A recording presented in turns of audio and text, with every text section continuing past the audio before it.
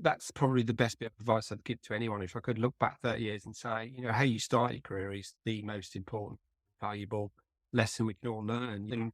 And, love them, hate them, corporates have a massive part to play in that. Welcome to the Surveyor Hub podcast for surveyors who just love what they do.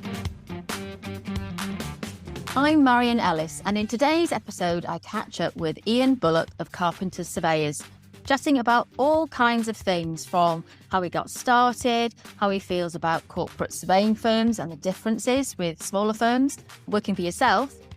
But we also talk about complaints, claims, and how he is developing his business into creating software specifically for surveyors and the launch of Surventrix. So if you're out and about for the day or on your daily commute, listen in and don't forget to take a look at the show notes when you get a chance. Welcome to the podcast, Ian. Thank you for having me. We were just having a really good nesser before I pressed record. I should have recorded all of that as well, shouldn't I? All the way in the beginning, haven't we, really? Turns out we work for the same company, probably around the same time.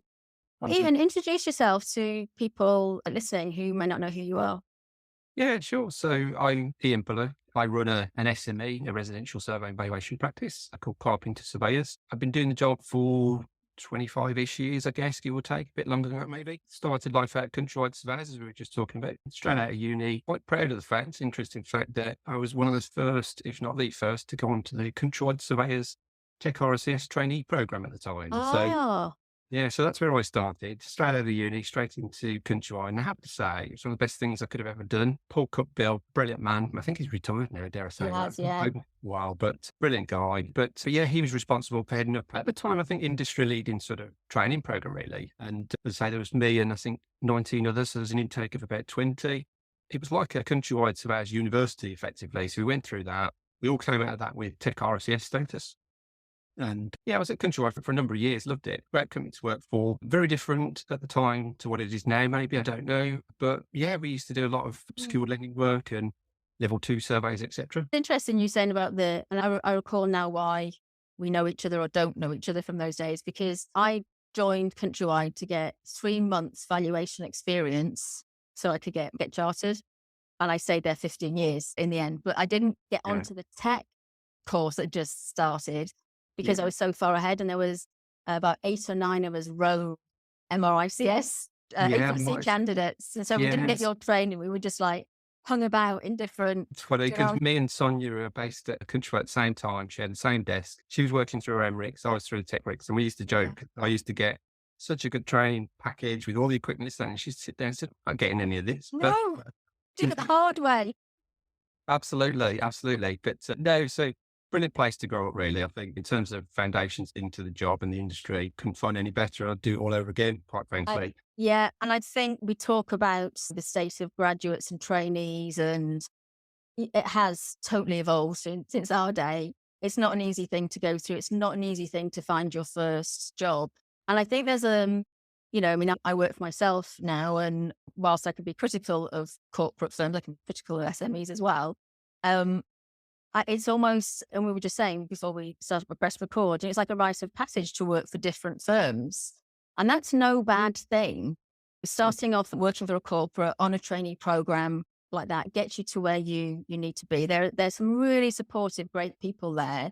You've just got to think longer term. You might do it for a few years. What might you do next? It's okay to move around the different firms because they all have. And you're only ever as good as your team and your line manager or regional manager. And those things change sometimes until such time you're ready to then go and work by yourself. So whilst we can be critical of each other as we are, it's a really great learning ground to get the number of properties and the structured training and support. Yeah. And it's not easy being a trainee.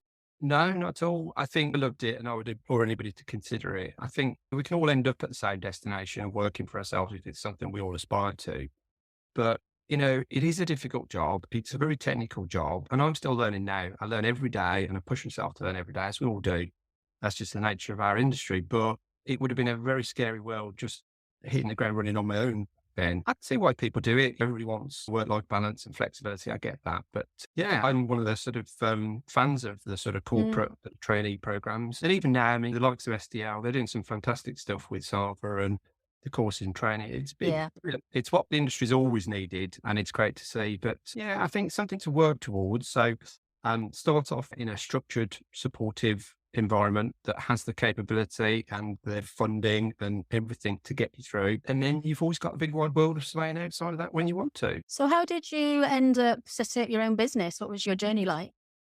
Yeah, it's an interesting one. Ironically, I never set out to set up my own business. I'm one of these that's not driven with long-term aspirations to conquer the surveying world, as it were, or anything like that. But I joined out of university into Countrywide. I knew I wanted to be a surveyor. That was it. It was a local practice, a local sort of office, and it's brilliant. It was such a good old school environment of, the admin team were sharing space with the surveying team. So you got to learn all sides of the business, and I enjoyed my time there. And I think back then, there was like something like 175, 200 countrywide offices across the country. Oh, yeah, absolutely. And they really did feel like small local businesses, didn't they? And then obviously technology came in, things changed. You said you always wanted to be a surveyor. We don't get many of those people like you on the podcast, Ian. A lot of people say, I fell into it. But tell me, when did you first hear about surveying? I suppose saying I always wanted to survey, that's probably wrong. I mean, I didn't sort of from the age of 5 say, oh, I want to be a surveyor. I was really interested in property. I love history anyway, and I was interested in buildings and property, and I love geography at school. And I remember getting to sort of A-level stage, just finishing that and thinking, well, what do I really want to do? I knew I loved something to do with land and geography, and it was a choice in the end, bizarrely, of geology, more things, or going into land administration. And I went down the land admin route, and it was just a pathway that all sort of explored, all property related, so you could go off in whichever way. I went through estate management, so it's kind of a pathway that I thought, what, from very early on, I thought I can see the surveying role being something that's quite enjoyable. So I suppose it wasn't really until sort of just finishing college and A-levels at that point where I was like, right, that's what I want to do. But at the time, it was quite straightforward. Big firms like Countrywide were doing milk rounds, as they called them. They go around all the universities, actively recruiting and offering things like cars and shiny things like that. It's brilliant. But yes, it kind of just found me really in a way, I suppose. But yeah, so and I spent quite a lot of time at Countrywide. I loved it. And I wouldn't say I wanted to leave Countrywide. It was just my old office manager at the time. He left practice to set up an estate agency survey department. And it was an independent 15 office agency. And he said, look, we're setting up a survey team. Would you like to come join us? And the world's your oyster. I thought, what? That sounds like a good opportunity. It felt like a good new challenge, different direction. I felt as though I hadn't exhausted all my options. I got to sort of a good regional level surveyor and all those things at Countrywide, but I just felt like I just wanted a new challenge. So I sort of jumped out that into the SME world at that time, not knowing what the SME world was, obviously. It was just, this is something different.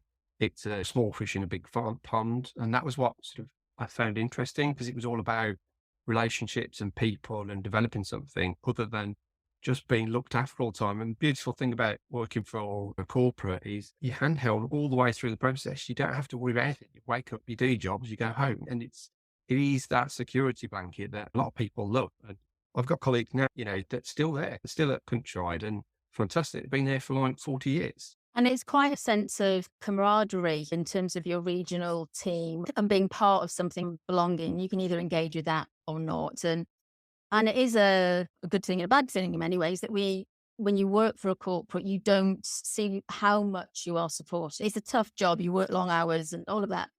And we can have our gripes, but you don't see how much you're actually supported until you work for yourself and have to do it for yourself. Yeah, no, hence why I've got no hair left and it's all great. But yeah, no, I mean, even things like complaints, with the flip side of where I am now in my role, I deal with all the complaints as we get them. Yes, we get them. We're normal. We're human. Everybody gets them. But you look back to Countrywide and think, well, I never saw a complaint. Doesn't mean you didn't get I did it. I was dealing with them. Yes, exactly. Yeah, you did it. You did them all. But no, and that support system. And I think when you're just starting out, I can't stress how important that is. It is a tough world out there. Our job is not easy. And there's other things that I've sort of explored over the last few years. And one of them is it's a complaints working group. It's something that's just an informal thing that with the likes of Michael Holden and various other respected individuals, we just got together and we thought, look, this is something to chat through. Yeah. So obviously I just sitting on it. It's only an informal thing. It's not anything formally, but there's a group of like-minded people and there's brilliant minds in there, much more intelligent minds than me. We just got together because I think as an industry, and touching on that point about the importance importance of having a support system and that environment. As an SME and sole practitioner, you just don't have it. It's all on you. So there's lots of people around the country. And one of the things I think isn't out there that is something that's really important is dealing with complaints. And it's how you, I mean, we've all learned to deal with customer service and developing technology and all those kind of wonderful things around running a business. But the reality is mistakes happen. We're all human, we make them. So it's how you deal with them that's important. I suppose from a sins, there's other areas I've sort of delved into within surveying that have helped me to think, well, it'd be good to help pass that, not knowledge, but sort of support system across to other people as well. And so that's an interesting one that I'm curious to explore more, really, in a way. Yeah, and that's pushing all of my buttons in terms of how you deal with complaints and claims, because what I see is a complaint comes in and the first thing people say is, who's to blame? What went wrong? Or they're really defensive. And we totally dehumanize it all. Very often, my experience with claims is that it's not all down to the surveyor's technical knowledge.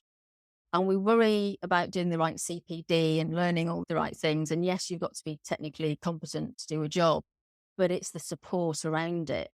And if you don't understand your client's worries, what they're anxious about, no matter how small, they become sort of little hooks, little things that just sort of catch you out. And then all of a sudden it becomes a catalogue of things that they're not happy with. And the problem with being in a corporate is, as a surveyor, you can only control the bit that you do. You've got different departments looking after different parts of the whole customer journey. Whereas an SME, you've got more control and oversight of it, but it doesn't mean you're any good at it. And so if people aren't doing CPD, understanding customers, relationships, making sure they understand what is actually in their T&Cs and have them written properly by a lawyer, not just copied from someone else. Taking ownership of your reports and the content and the way that you want to write it. You've really got to take ownership of it all. And then there's the handling of it. And people can be, when you get a complaint or a claim through, it is like a gut punch. It's horrible because you've gone out to do a good job and for whatever reason it hasn't happened. And the handling of it can be really critical, how it's closed down quickly, how you then get over it, and you don't want things escalating to court. And ultimately they can, as we all know. But when we're looking at it ourselves or within a small business, you do not have perspective. You need to be able to step back or have support or help or be able to talk things through. And I think that's why, as a profession, we've become very defensive with lots of caveats in reports. I see it sometimes on the Surveyor Hub. Someone will inquire about something, client, and, oh, don't touch that client, don't go near them. Or we become really restricted and make decisions based on fear when actually, a lot of these big companies put money aside for future claims. They budget for it. And that's not about having poor quality people in their team. It's about the reality of knowing the industry and the business that you're in. I think the thing I found most, though, it taught me, when I dealt with claims, it taught me a lot about customer experience and customer journey and all those things, and in the technical side.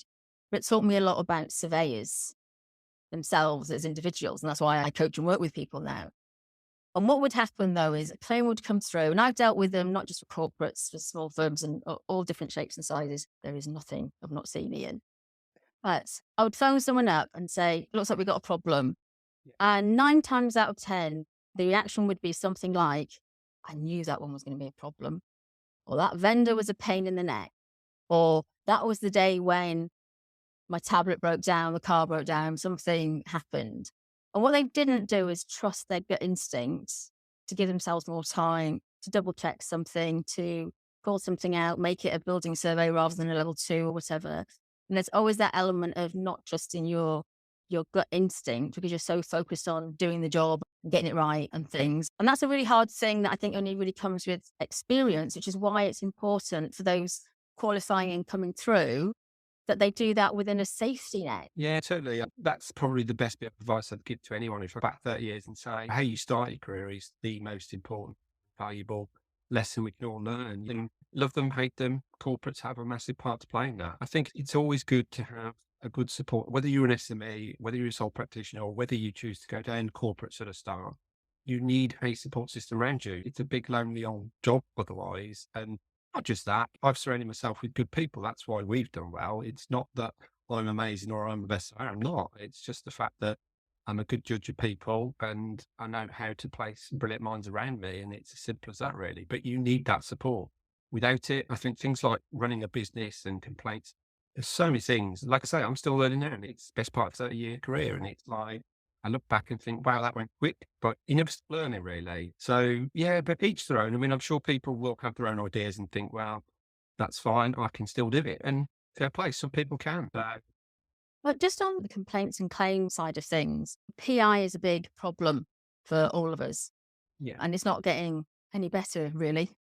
Let's face it. What there isn't, and I understand why there isn't, is transparency over, what's going wrong. I'm sure many of us have attended conferences where insurers or whoever have talked. And for the last 25 years, I think the main reasons for claims are dampness, structural movement, chimneys and roofs. And I don't think that's changed significantly. And yet we're still making the same mistakes as surveyors for the last however many years, really, on the whole. But we never get any feedback. We never get any feedback on what the trends are, what we need to be aware of. And I have a particular gripe or issue, I think, with we have the ombudsman, CEDA, those kind of bodies, RICS, who see things all the way through. And really, effectively, it can become a cash cow, because if we're paying for people to go through this process, I think it's right, it should be free at point of use for consumers, actually, to go through. But who's helping us get better? Because sometimes you look at these complaints and claims, and it's not just about the one defect that was missed. There's never, ever just one thing. And they are so complex in terms of process, the way that we do things, how you speak to clients, so many different triggers. But we don't have that loop back mechanism to say, well, this is how we all need to improve. These are the lessons learned. And we might use this paragraph, but that's about it. And therefore, how are we ever really, as a whole, ever going to improve? Well, we're not, quite frankly. It's not in the public advantage, is it? No, yeah, I could go off all day about links and CDR and processes and things. And I hear you, we're on the same page for most of what you just said. I mean, I think information sharing and feeding back in a constructive way, in a sensitive way. I mean, PI is I get quite passionate about PI because obviously I have to deal with it, have done for years, and I have views on that. But I think in terms of complaints, how the industry is ever going to react, it's a bit like I remember a quote that springs to mind, something like, that insanity is doing the same thing over and over again. It's like, well, we're making all these same complaints, but nobody's sharing that information back. And I say nobody, I mean, there's lots of different parties that could get together to do it. I'd love, again, let's not open cans of worms things, but the RICS would be lovely for them to feed back top 10 complaints this year, top 10 areas for CPD this year. And that can be done in a way that nobody's giving any sensitive information in it. We've often talked about this on this group that we sit in, and it's about trying to share information. If you take comparables and valuations, for example, look how good Rightmove is. Surveyors created a data system that is the biggest data holder in the world. Look how good and accurate valuations are now because of that. Well, why can't you apply the same test to complaint information and have a database of complaints, strip out all confidential, sensitive information? What a brilliant resource that is for us to train and to educate, especially new graduates into the profession. It's a no-brainer, but it's never happened. And there doesn't seem anybody out there with an appetite to do it either. Well, I guess it's money to fund these things. But the other thing is, as surveyors, we all have very different opinions. We do. That there's no one source of the truth. I don't know what the answer is to the joke of how many surveyors does it take to change a light bulb. If someone could message in, that would be great. But we're all different. And it is subjective. It's an opinion at the end of the day. And also we're looking as surveyors, we look at the technical part, the reporting part, we always exclude the service. And that's what really got me into customer experience, was looking at, okay, well, how can we prevent this to happen? What is the risk? What were the little quirks? And it's in the smallest of things, like making sure your client does read because it's not just complaints and claims that go all the way through and that you pay out on. It's that it's a cost to your business to get any in because you've got to spend the admin time dealing with it. And if your client is not reading your report, that is your fault.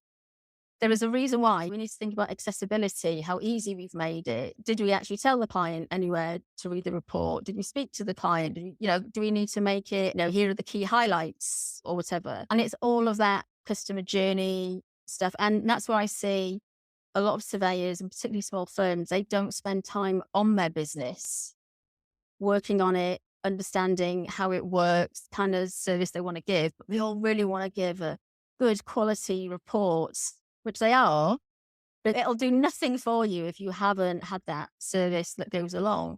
What I used to do, which I'd recommend people do actually, is for every complaint or claim or quirk or something that comes up in their business, to have like a risk log, which can just be a simple spreadsheet. But note down what happened, what was the trigger, what could be done to prevent it, and have some sort of red, amber, green traffic lights over what have you changed? Is it possible to change? If it's not, you accept it as a risk that this might happen again. But at least you're understanding what's happening, because it's not just people. Sometimes there's tech solutions that could make a difference as well. But you've got to spend time on that. And some people will think that's not earning money because we talk about fees, but you want to look at it as the whole, don't you? Yeah, I mean, that's the biggest trap people fall into from an SME sole practitioner, for those starting out on their own. It's the biggest trap everyone will fall into early on, is that you get so entrapped in working in the business, you never work on it. You never work on identifying where you can improve things and developing that practice, and you get stuck in a rut. I mean, that's states in the obvious, I guess, but and maybe it's not as easy as people think. We can be guilty of being brilliant surveyors, but rubbish at business development or marketing. I think so. And I think we totally underestimate it. There's a reason why we have copywriters and people who can design websites. Other people are experts in their own right, and yet The experts at everything, can we? Yeah, exactly. And visibility is a key thing. As we're recording this, we're talking about recession and what might happen to the market and interest rates and all of those things going on. And I'm seeing surveyors start to reach out to say, where do you get your work from? Because for the last couple of years, in the nicest way, we've had it handed on a plate. And a lot of people have just taken what's in front of them. Those that haven't worked on their brand and understood who their clients are and all of those things will come a cropper, frankly. Yeah, it's a tricky. Or at least be very worried right now. And it doesn't have to be. Yeah, and I think that's the thing. I think about just taking a moment and staying calm and working through it. But it is difficult. I mean, I think the last few years, if we look at that, I feel for anyone that's sort of set up and started up in the last couple of years, because it's been a unique part of things that have come together to create an unusual market that we'll never see again, in my opinion. What all is happening right now is we're returning back to normal. I mean, most people are panicking, what the hell's going on? Just going back to normal. Interest rates are going to normal levels. Products are going back to where they were. We've just had a very bizarre couple of years of COVID and things that I wouldn't say we'll never see that again, because obviously you never say never, but this is just normality. And what we should all be doing really is just working on our businesses, not just sitting there thinking, well, thank you very much, there's another job and I'll work through that, away it goes, and on to the next one. You've got to be a bit more about you really to want to develop it. Otherwise, your best place to be is in a Countrywide or an SDN or something like that, because it'll all be done for. You mentioned moving when you started up, there was part estate agency in your business and sort of part surveying. But how has your business evolved over the years? Do you still do estate agency as part of it? Or? No, so that was kind of starting at Countrywide. The next step was into private practice at SME with the agency side of things. And that wasn't the end really. That was kind of the beginning of Carpenters really. I was there for a while. I reached a point where I thought, well, this kind of wasn't what I was expecting. It's not mine. And I think it was that light bulb moment then when I thought, you know what, I could do this. And it took me, 15 to 20 years to realize, actually, yeah, I've got confidence and I've got skills and I can do this. I'm doing it for someone else. I can do it for me. So just a chance conversation, a chance meeting with Mike Carpenter at the time, and just right place, right time. And I met Mike. I have an awful lot that I owe Mike because he's just learned so much from him. And that was how I came about with Carpenters. So it was Mike's business. So I didn't set up Carpenters from scratch. I'm not going to sit here and say, oh, look at me, my business, it's amazing. Wasn't wrong. I just took it and made it my own in that sense. It's a business that was established back in 1980s. What size business was it? It's an interesting one because when obviously I'll run through, but back in the day, it was a small business that worked up to a couple of surveyors, a couple of admin, but it was linked at that time again, because I think going back a while, most surveying practices were attached to agencies. So there was a natural valuation element to everything. And it was one of those. And of course, at the time, business partnerships being what they are, the agency side and surveying side, i.e. Mike being the surveying side, had very different visions. And he parted companies, set up Carpenters, and away he went. Did lots of different things, very entrepreneurial man. He different businesses and different things. But yeah, he just reached a point where he thought, you know what, I want to stop planning for my retirement and working that's where I kind of came into the fold. And at the time then I joined, there was literally me, Mike, and another surveyor that was doing commercial work. It was a multidiscipline practice at that point. So back in the days, again, the RCS have done some good things, despite what people say about them. And one of those things is pushing people to be absolutely amazing at one thing or a few small things rather than being all things to everybody. So at that point, obviously we went through some structuring changes and things like that. But it was always with a plan to, look, one day this will be yours and you take it and develop it how you want. I was there for probably 5 or 6 years before I bought the business from Mike. At that time, it was me, the team of admin staff, and it was very much Mike was around as a mentor, but not actively in the business. And it was just organic. So I thought, right, focus on what I know, focus on what I'm good at. So the first thing I did was strip out the commercial element because I don't know how to value offices and all those kind of Yeah. things. So it was restructured slightly and it was organic. You never said, right, this is it. I'm going to start growing a massive national firm. It was, well, I know 1 or 2 people that would be great to work with. Anthony and Craig, that I'd grown up Countrywide days, we'd all worked together. So Anthony came along, joined me, then Craig followed, then Aidan, then Stephen. It's just been an organic process. And to the point where over the last several years, we've never once gone on a recruitment drive, push that. We've just thought, you know what, there's opportunities here to just keep organically growing. We're still a regional practice, we're not national. Still a small fish in a big pond, I look at it. But, 8, 9 surveyors, we're 4, 5 sort of admin teams. So we're a big enough business to actually make a difference, but we're small enough to care and make that sort of personal side of the business, do something different. I think a business of that size can be quite agile when it comes to technology, when it comes to different ways of working, the pros and cons with everything. Some interesting things here. One, it's really interesting that you moved into working with somebody. I get contacted a lot by surveyors who want to sell their business. I see a lot of surveyors advertising their business for sales, and I think, who wants to buy that? Particularly when some of them are just one-man bands and they don't understand what assets they have, what they can sell on. Sometimes there's partnerships and there's no adequate paperwork or agreements or anything in place because everyone's mates, and that's how it rolls, and it's got tricky. But also, on the other hand, we talked about people wanting to work for themselves or have an aspiration to own their own businesses.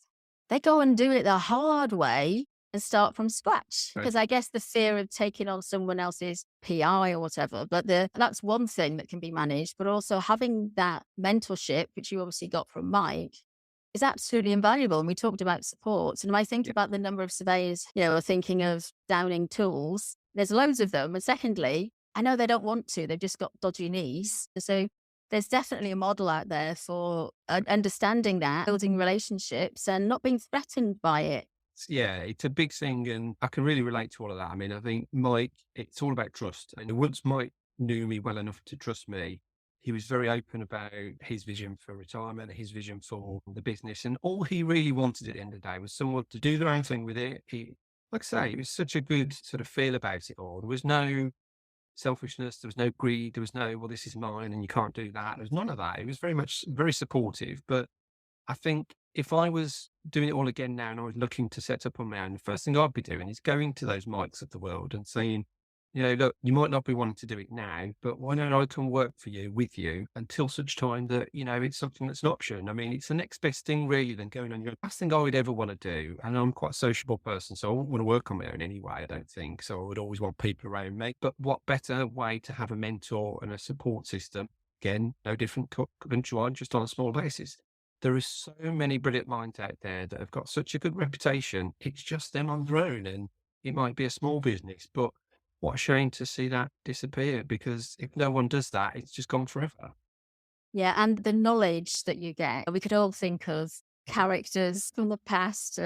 That knowledge just disappears, and we need to, but it's things knowing the local areas. We think we know a local area, but, Adrian, there was a guy called Adrian in my old Countrywide office. We used to call him the Oracle. He knew everything. And literally, when everything was built, different things that happened in different areas, that's priceless. And having that transfer of knowledge, and it's not just the technical knowledge, because that will always change, and that will always be readily accessible through CPD training and various things, I guess. But it's that local knowledge and relationships and history, and that makes a real difference. So where's your business heading now? Yeah, so yeah, I'm an ideas sort of person. I think by nature I like to explore new challenges and have goals to work to and things like that, I guess. But in terms of business goals, I never set out to build a business that could reach £1 million turnover or anything like that. But we've done all those things. And it's strange when you get to a point where you think, well, I've done what I want to achieve. I've kind of achieved those sort of milestones. Where do we go now? And I'm always that where do I go now kind of person. I think where we've gone over the last year or two, where we continue to go, and what kind of excites me is, I mean, we can so often say it, but do we really mean it in terms of giving something back to the profession and trying to support and nurture other people? The last two surveyors that came into my practice, both Salva candidates that I admire completely, because these are candidates with life experience. They've changed careers, that are brilliant minds, that have just took the time to say, you know what, I want a better life. I want a better job. I want something different, but I don't know how to get there. And they need a mentor and they need someone to give them a chance. And so Aidan and Stephen very much of that ilk. The last few years, they've come into the practice. We've got two new guys coming on board in the new year of all times. People look at the moment and think, why would you be recruiting at the moment? It's that we're just back to a normal market. And again, mentoring and training with two new Salva recruits. So Can I ask you about bringing, because they cost money when you get trainees into the business, and that puts a lot of people off. But I guess you plan for that as part of your business plan. yeah, no, I mean, the thing is, I'm quite open about this, is that, and Aidan, Stephen, Greg and Ryan, they'll all tell you the same thing. These are people that have already committed their own finances. They're already working. This is I'm juggling all things, family life, work-life balance, whilst training to be a surveyor. What they really need, and what a lot of these guys and girls need, is just someone to give them mentoring whilst on the go. As a firm, if you're an SME or a sole practitioner even looking to grow, you don't need to commit to creating a job role. You don't need big salary budgets and things like that. You just need to offer mentoring, training, supporting, and it just leads somewhere. So in terms of cost, yes, there are costs, but they're probably not as big as people think, really. And it's not as scary as people think. And I don't necessarily think that's what most Salva candidates I talk to are after, really. They're not coming to you saying, well, I want a job, give me a job. They're coming saying, I need experience, I want shadowing, I want mentoring. That's free. That doesn't cost anybody anything. Yeah, and it's the same with APC candidates sometimes. So it's not that they're looking for a counsellor and someone to help them write all of their application. Sometimes they just want the odd day here and there, and to build a relationship and understand more about, I guess, the life experience of what it's like. Because it's we don't just walk into people's homes, we walk into their lives as well, and we see it warts and all. I think what we all need to do is, trainees and those looking for mentors need to be better at asking what they specifically need. So saying, hi, I need a mentor in Birmingham. Like, Birmingham is huge. What part of Birmingham? What kind of properties? When would you want this? Why do you want it? What's the background? A lady reached out to me the other day. She's doing her APC. She was actually looking for commercial. Her business doesn't do that. And although she's got it covered in her APC submission, she wanted to go out and do measured surveys. And so she reached out to me to say, do you know anybody? And I just put her in touch with a few people and hopefully she's fine. But some people get really put off of, well, they're going to take up my time. And I guess we need to think about reverse mentoring. We can learn a lot from students and trainees. Like you said, we're always learning. And I wonder if some surveyors are quite threatened by their knowledge or lack of, and that being shown. But we've got to be absolutely open to that.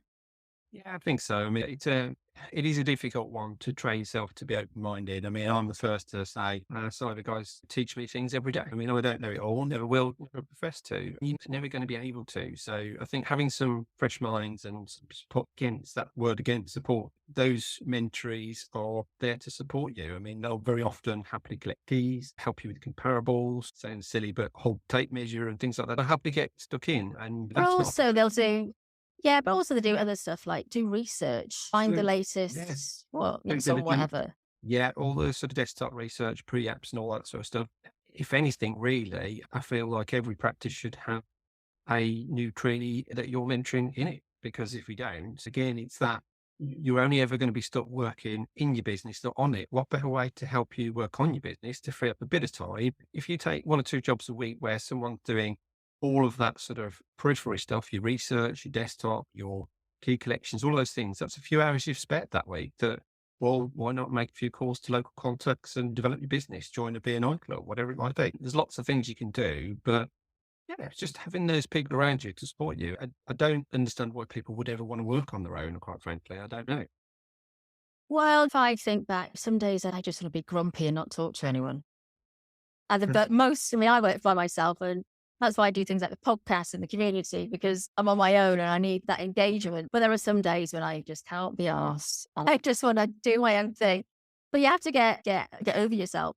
One thing I think is needed, and we talked about giving back to the industry and in lots of different ways, is I think for students, trainees, mentees, we don't really know what good looks like. What does a good placement look like? What should happen? I worry about some trainees and students being taken advantage of in terms of working conditions, what they're sent out to do, health and safety. And another thing that came to light when I was talking to someone a little while ago, when we sign these contracts, your first contract as a surveyor, as an employee, it's going to be the biggest contract you've ever signed.